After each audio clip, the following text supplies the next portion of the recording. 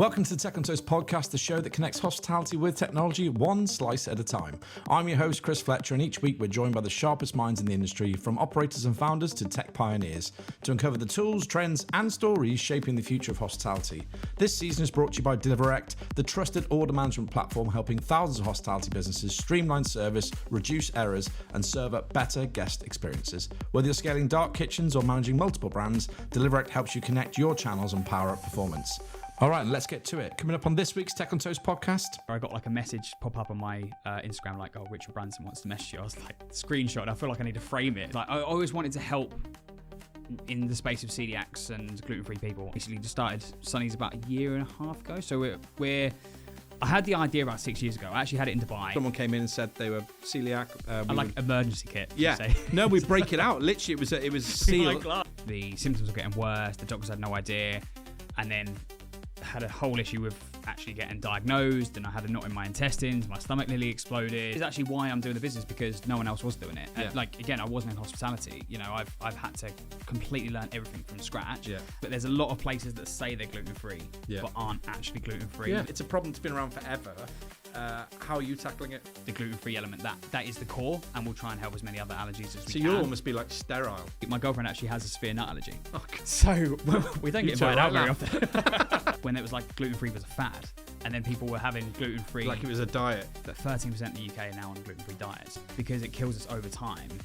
They almost didn't take it seriously, really. And you've had some famous involvement so far. I have to bring him up. Instead of me reaching out to investors, investors now reaching out to me. It's like a confidence play. Everyone can be like, I love going there because And I am safe. Welcome to the next episode of Tech on Toast podcast. And today I'm delighted to be joined by Sonny Wells, founder of Sonny. See what I did there? Thank you very much. Very simple. Hello, how are you, mate? I'm all good. Good to see you. Well, it's a bit crazy today, but welcome to Vorboss. What do you think? Thank you. I absolutely love it. It's Yeah. a really nice studio. Looks really posh. Really nice office as well. Yeah. Yeah. It's how I roll, mate. I only hang around You this only do place. the best. Other house and Vorboss. That's how I That's live. true. Oh, that's the only two places I've seen you. I'm like the poorest rich man you'll know.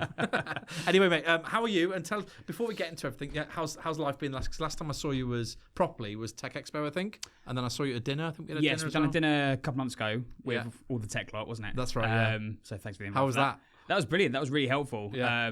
I feel like at the end of the table, there was just everyone just giving me Oh, free you advice. sat with William Connors, didn't you? Yeah. Oh, he's been amazing. He's just given me so much advice. And I was looking through the list of people you've had on the podcast, and he was number one, I think. Right? That's right. Yeah, he was. Will was he episode number? I think he was. Yeah. But yeah, I'm pretty sure when I looked yesterday. He's a great supporter, and he's a lovely chap as well, which you found out. Yeah, and he was just giving me so much free advice, and I feel like that's what I found so quickly in the hospitality space. Like, I'm new to it, and people like Will have just come in and just given as much advice as possible for free, and everyone wants to help. It's amazing. It's weird, very isn't it? hospitable. Yeah, well, that's what we do, right? I think we care about people before everything else, which often doesn't make money, which is part of the problem. We're all too nice, being nice to each other rather than being evil, cynical capitalists. But anyway, tell us a little bit about you. Before we get into Sonny's, tell us a little bit about your backstory so people understand who you are. Oh, my backstory. Well, so how long only you won't got, take Chris? So I'm originally from Ipswich. I'm 33. I feel like when I first said that to you, you were like, I thought you were like 20 something. So I've clearly moisturised well. And to be honest, if I shave the beard off, I'd look about 14. So it's good that it's keeping this. Yeah, mate, own it, right? I've just reached a certain pivotal age in my life where everything is depressing. So yeah, just own it. Or enjoy it while it lasts. Yeah. So originally from Ipswich. I was there for most of my life. Didn't go to uni or anything like that. However, went straight into work. Done college. Initially actually went to be a gas engineer working with my dad. Worked with him for 2 years and just wasn't for me. Didn't suit me. Then went into a state agency, which for my sins. And then was in that for a few years. And during that time was getting diagnosed with celiac. So I'm sure we'll get into that in a second. But yeah, basically after that moved to Dubai. Was over in Dubai for 5.5 years. How does that work? Sorry, you just went from being an estate agent to going to Dubai. Estate agent in Dubai. Oh, right. Okay, fair enough. So an opportunity came up and I couldn't say no. Yeah, and I was just turned 22 when I moved out. So it was. That's quite an experience, isn't it, for someone to kind of. Yeah, it was a bold move, and I definitely don't regret it in any way, shape, or form. Like, it set me up for life in some ways. Unfortunately, not necessarily the money, but it's definitely helped me in so many ways. You meet so many different people, you meet different cultures, meet how different cultures do business, how business works. And you just get to see a whole other side of the world whilst living in the sunshine near the beach. So it wasn't all bad. And then I came back during COVID, and then moved to London about a year later. And since then, basically just started Sonny's about a year and a half ago. So I had the idea about 6 years ago. I actually had it in Dubai, and I had it when I was at a Jay Shetty concert randomly. Wasn't meant to be there, and I went for someone else, and just got inspiration there and then. It was like I always wanted to help in the space of celiacs and gluten-free people, and then I had the inspiration there, and then since then just kind of be in the background, it's been eating away at me. And then when I moved to London, I was like, I still can't eat anything. My friend, you can't get. Trust me, when it's not Sonny's, it'll be something else. Yeah, you've got the drug. A few people have said that as well. Like once you've got it, you can't stop. Yeah, it's very weird. And your partners will suffer, your family will suffer, but you'll be fine. Well, here's to the rest of the entrepreneurial world. Basically, since I've moved to London, I just couldn't eat anything. So for context, I'm celiac. And this is why I'm doing business and doing the business that I am. So I had a nightmare diagnosis during the time. So when I first got diagnosed, or when I first had an issue, I was about 18. Right. Eventually got diagnosed at 22. So literally just before I moved to Dubai. And within the 4 years, it was like agony, back and forth. The whole thing was a nightmare. The symptoms were getting worse. The doctors had no idea. And then had a whole issue with actually getting diagnosed. And I had a knot in my intestines. My stomach nearly exploded. Wow. All from celiac. And that is, as soon as you get diagnosed, it affects every day of your life. You know, it's not just your meals, it's everything else. It's almost like you don't want to know, right? But obviously you need to know because you're ill, or you're being made ill, and you don't know why. But then all of a sudden, when you do know, it's this whole new world, isn't it? And you were on a panel with me with the girls who run Served, right? Who are doing great, aren't they? Even Alana, they're doing amazing. Even Alana are like a rocket ship. They no one can stop. I mean, I remember that day at the trade show. They were like, "Oh, where are you going?" "We're going to go and get people." I was like, "Okay." They meant it, right? But they're doing great with Dishoom, Hawksmoor now. Saw that, really good stuff. But we were talking about the ability to live with what you've got. And even though we fit in the restaurant space, I feel like it's talked about a lot these days, but it's not really still being dealt with, is it? In a really safe manner, I suppose. No, I agree, and I love what the guys are doing as well. And there's a few of those sort of businesses popping up with help and allergies, and I just absolutely love to see it. And it's because the hospitality space needs it. Because unfortunately, some places are absolutely amazing, but majority aren't. And I think that's the case for when we look at technology across the board. I think there's some real great use cases in some examples and some really poor ones in others. And I think that is hospitality in a nutshell, unfortunately, that it's very hard to be consistent if it's not your core product. Got you. Yeah. Okay. That's good to know because, I mean, I'm still learning hospitality anyway. As I said, brand new to it. Well, learn as we go. Very quick, Carluccio's, we were the first people to be gluten-free friendly. That sounds terrible. We had a gluten-free print-out menu, right? We had emergency kits in the kitchen. So if someone came in and said they were celiac, emergency kit. No, we break it out. Literally, it was sealed. Glass. Yeah, it was sealed in a box in the kitchen. So if someone came in, so we'd have to have a clean pan, clean everything, separate burner. Right. Everything was done because we were very passionate about getting it right. And we also saw the opportunity 10 years ago, 15 years ago actually, of that community not getting served properly. Yep. So we saw a commercial reason and obviously a bit of a brand reason to do it properly. Mm-hmm. And still, we hurt some people accidentally, entirely, obviously, and through human error, whatever it might be. But it just shows how hard it is to police and manage. So, it's a problem that's been around forever.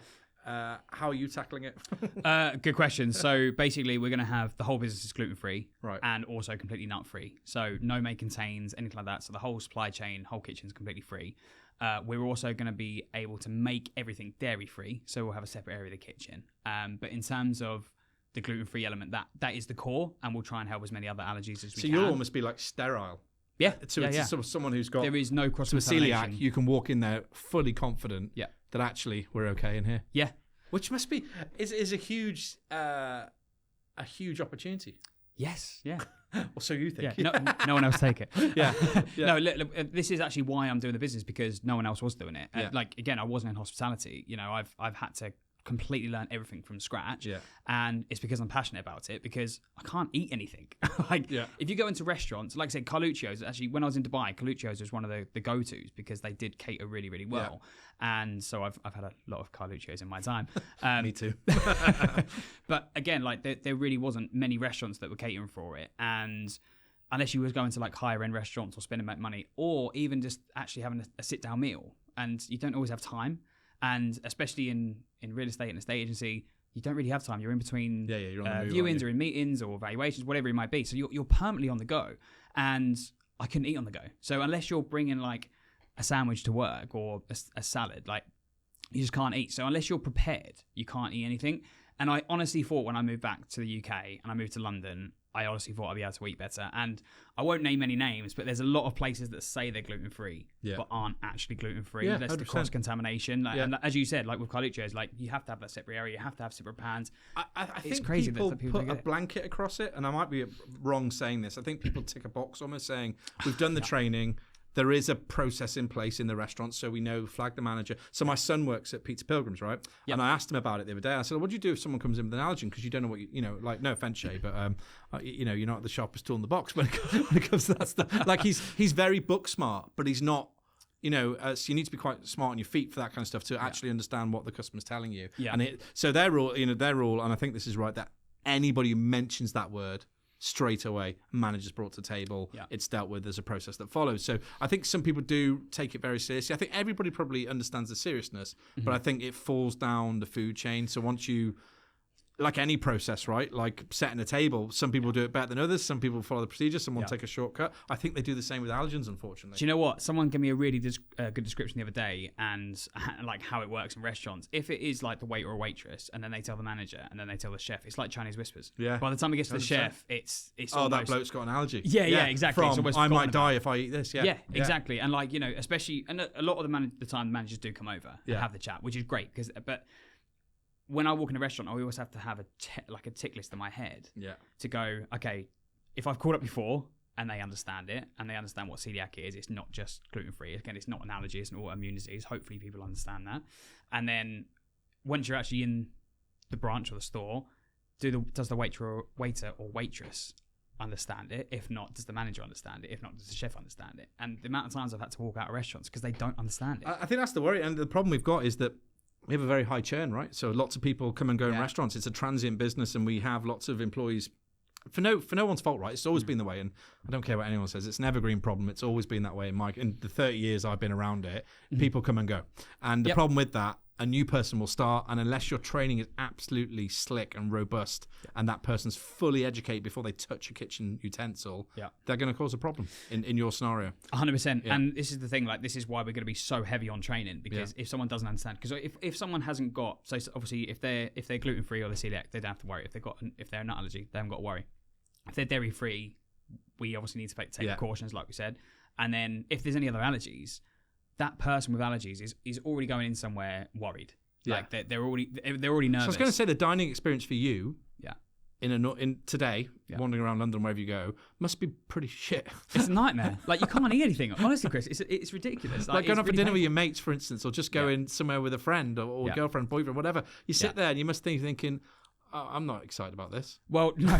and to add a spanner in the works, so my girlfriend actually has a severe nut allergy. Oh, so we don't get invited out very often.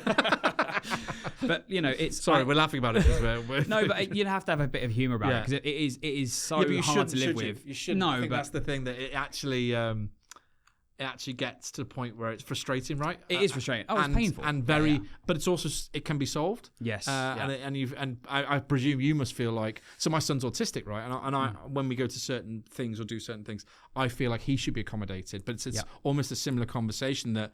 Oh yeah, but he's one, and there's another 100 who don't need that attention, so we cater for the 100. I get it. Yeah, but in your case, it's life or death potentially. Well, yeah, exactly. Yeah. And look, the thing is with celiac, I think this is the other big issue, is because with nuts or like an anaphylactic reaction, people can die in the restaurant.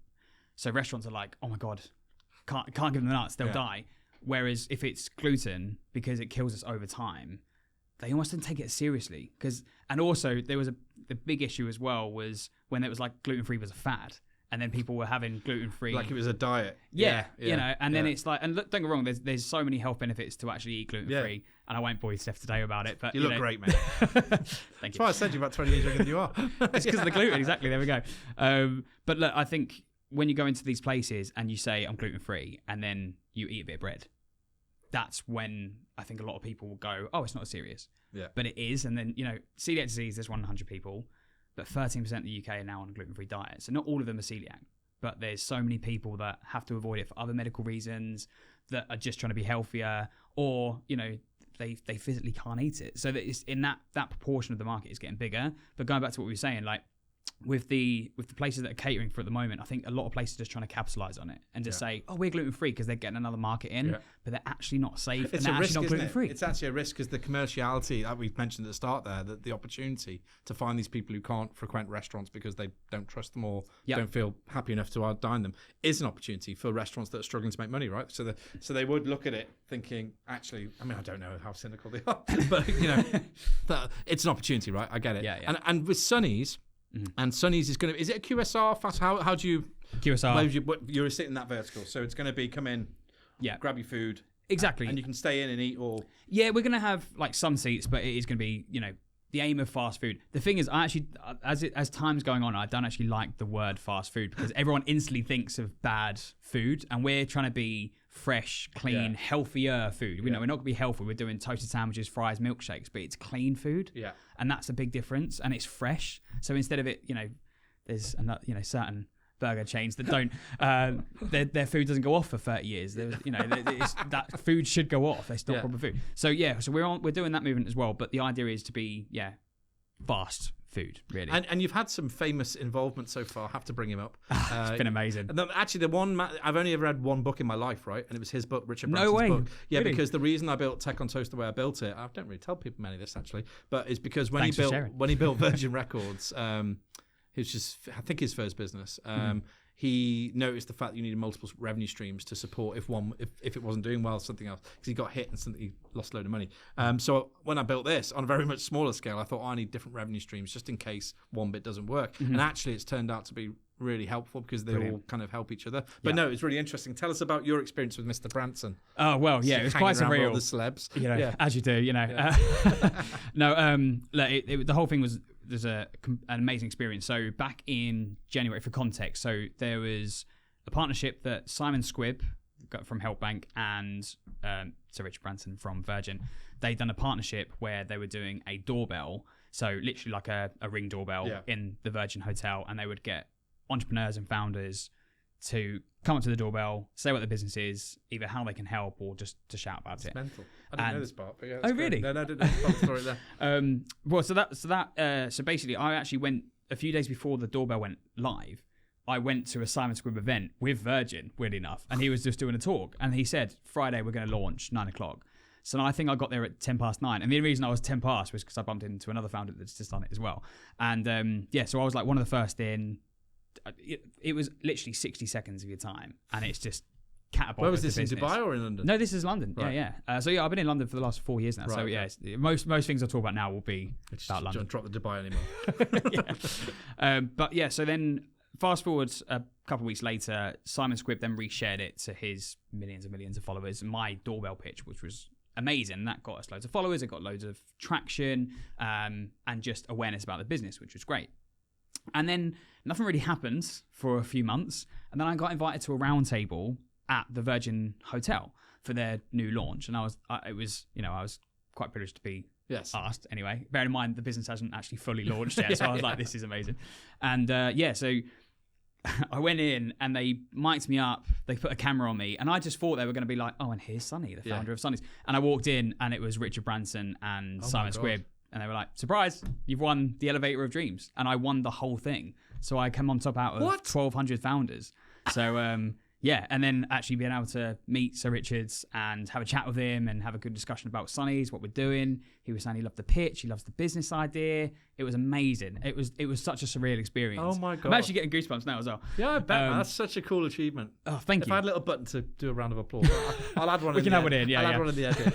That's so cool, though. And I suppose with a lot of founders, being one myself, actually, you need validation sometimes, or you need that boost to say, go on, carry on. Yeah, and that was honestly like that has just been a complete game changer because so many people not only know about Sonny's but they know about me. And obviously, as I mentioned, I'm new to hospitality. Yeah. You know, this is a big bold move that I'm doing. I'm obviously trying to learn as we go and everything like that.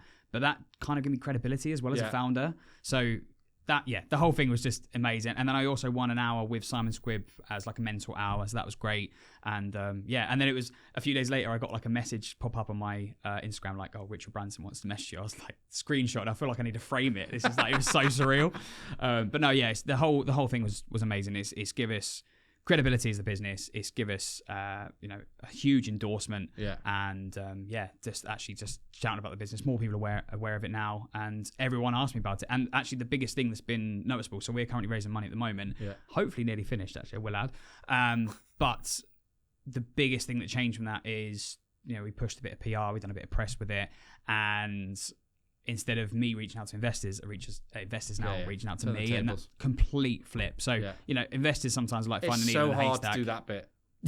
It's a full-time job. The other way around, if you know what I mean. Yes. If you're having to start from scratch, imagine go door knocking and find these people who've got angel investors, whoever it might be. So that I think having that because they like that as well, right? They want that kudos as well to say I'm involved with this that Mr. Branson signed off on. 100%. So to have the business endorsed by two massive, arguably one of the biggest entrepreneurs in the world is he's tech on toast. That's the reason we're here. Mr. There Branson. We go. Look, he's affected full both. circle. He doesn't even know he's affected me, but like at least you met him. But no, but I really respect. He's a bit rock and roll as well, or was very rock and roll in the way. But and I really he's out there, right? He's bold. And I appreciate people. I think you have to be in business. I think you fail more than you'll succeed probably, but it's actually more you learn quicker. So I appreciate him. So what does that mean then now? So obviously you've had their stamp of approval. You went through that bit, and then and I won't ask you how much you've raised, but you've raised money now to move into your first site or to. So we're nearly there. So basically, for so long it's been like, oh, we're halfway there, and then money's dropped out. And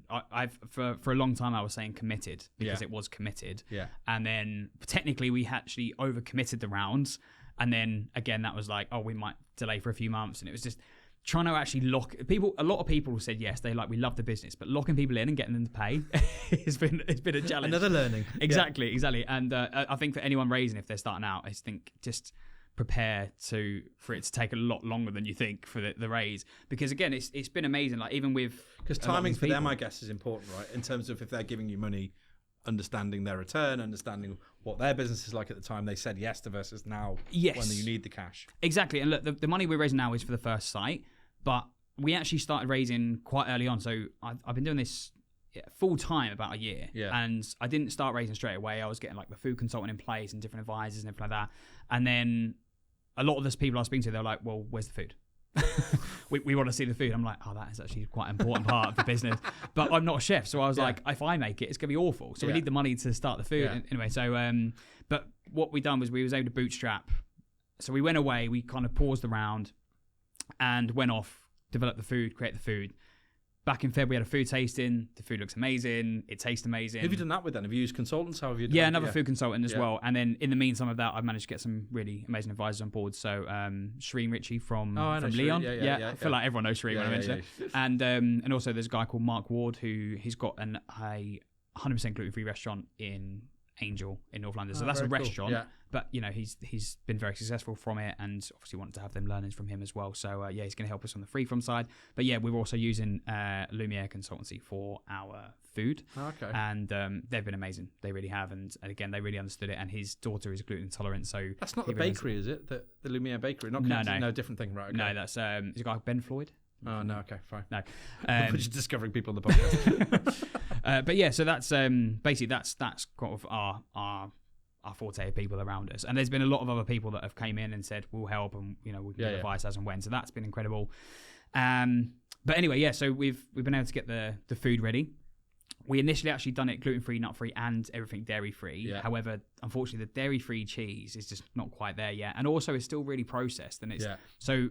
When we're trying to say like we're clean and we're fresh food, and then you put this loads of processed food in, and you're like, okay, well maybe we should do that as the core, and then we can still remove it and change it for the allergies, and so you can still cater for people, because there's a big correlation between gluten-free and dairy-free. So. Yeah, I guess the messaging, the marketing, and the brand side of it is something that's going to be an education as well. Yeah, do you know what? This is the exciting bit though, because I feel like because I'm not seeing it from a food perspective, I'm seeing it from a business perspective. And you're also a I'm going to say sufferer, but you're, I've lived it. And you're looking at it from a consumer's angle rather than a hospitality angle, because you'd probably be tainted if you'd been in the business for 20 odd years, right, and then do this. You'd probably come at it from a very different angle. Whereas as a consumer, you're probably looking and going, what do I want to see? What would make me eat there? Exactly. And I've been able to speak to so many amazing people that are gluten-free and ask what they want. So it's not just what I want, it's like what the community wants, and then also just making such good food that everyone wants it. Like the idea is that, we won't slap up gluten-free on the top of the sign as we're walking in the door. Like anyone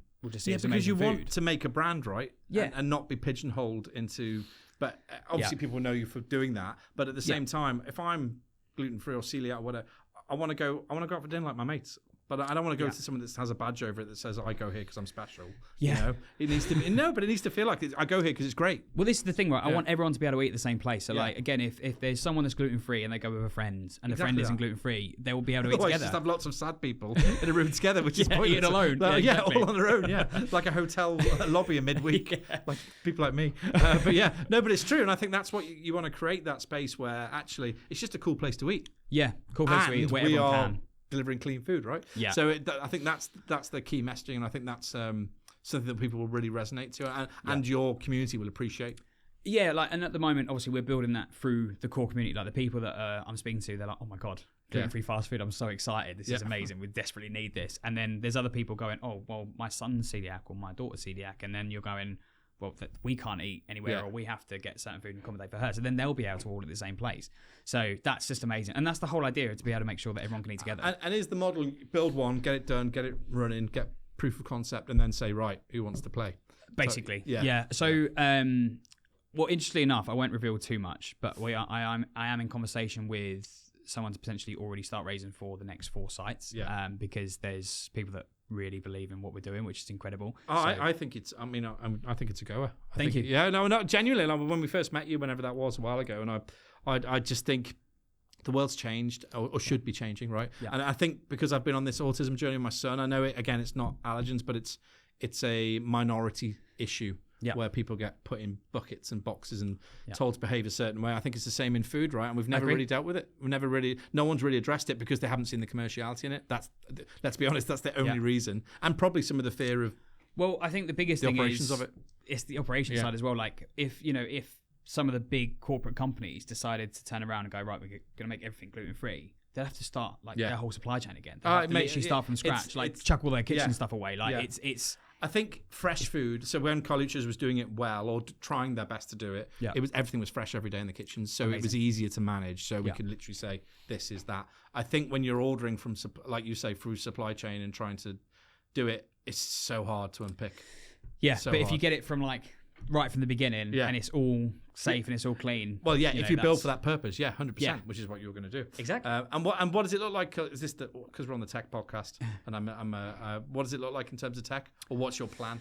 Sure. So Will Connors was amazing. Or what's Will Connors' plan? To be honest, he was amazing. Yeah, he's great. He literally went away and we had a chat about what would be best for the business, and I'd already looked at quite a few. Yeah. And then he just sent me this document that was like, this is what I think you need. And I was like, this is brilliant. And then he'd done loads of instructions. Did he draw it? Yeah. Literally on a flowchart. I was like, this is perfect. Yeah. For free. It was, he's amazing. I think that's the point, right? That it loves his tech, obviously. Yeah. But also really cares about the industry and cares about what it's doing. And he's very invested. And I think, he's just a lovely man. Yeah. So Will is literally one of the nicest guys in tech and in the industry. Yeah. So are you going kiosk? How are you looking at it? We're going to do both because, so obviously I think, especially with all the labor costs, et cetera, going up, I think it's smart to get kiosks in place and just have that bigger outlay at the beginning. But again, it's saving the labor. However, from an allergy point of view, a lot of people want to speak to people, face to face as a person. If they've got an allergy, that is actually one of my biggest frustrations right now with kiosks. If it's not easy to navigate, you're then going, and I've just had to walk out of places because I'm sure they do gluten-free or can make it, but if there's no one to speak to, that's an issue. One, aren't you? So I think there's a big part of the business that needs to be tech, and that's obviously the future. Who knows? It will all be running from technology in the future. Probably most likely. Yeah, but you need that human interaction. You talked about at the start, right? Hospitality. You said everyone's hospitable who I've met so far, and it's so true. And I see your place with a roving, like a roving allergen expert on the floor. So someone like, and that sounds crazy, but I love that actually. That's really you don't good need idea. to be an expert, but you need to, obviously if you've been trained properly, like you said, everything. Yeah. And it's just because at McDonald's you have, there's always a lady or a guy on the floor, and they've often got a mop. And I actually think yes, they're cleaning and they're doing some bits, but I think it's a deliberate ploy to table turn and to keep things moving, ticking, because they have to. Back in the day, less so now because everything's going out the back door.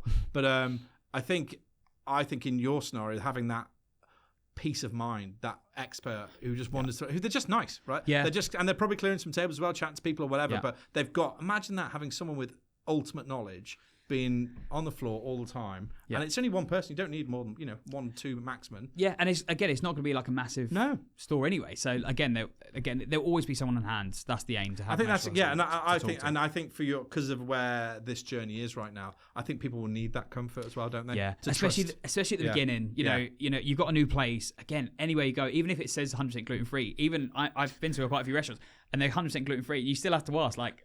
I'm celiac. I'm just double checking. The problem is, it's like in school, when there's one naughty kid, it ruins it for everyone. So as long as there's going to be one restaurant that doesn't follow the rules, and as you say, everyone's saying they're doing all this stuff. Yeah. But actually, as long as someone makes a mistake, then you're all going to be tarred with the same brush. Yeah. So I think it's about your whole brand will be about confidence, right? The big thing about Sonny's will be that it's like a confidence play. That everyone can be like, I love going there because I am safe. Yeah, exactly. Safe is the big word, and that is the biggest thing. Like, there's so many places out there that you just can't quite guarantee it, and it's just not worth the risk, because at the end of the day it's our health that's at risk, and it's just not worth it. And especially we see like it kills you over time, right? So it's not like you can't just have a little bit now and again. You just the can't immediacy in hospitality. We want to see. Are you going to go now, or it's going to be a few weeks? We need to know now. And what's the plan then? How big? I mean, I suppose it's kind of how long is a piece of string? Well, do you know what? I love this question because I'm maybe that crazy entrepreneur that's going, I can see one everywhere in the world. But honestly, I can really see it in all major cities, but not actually just the major cities. So we've already had, before we've even opened, we've got demand in America, Australia, France, Spain, Malta, Italy, and Canada recently as well.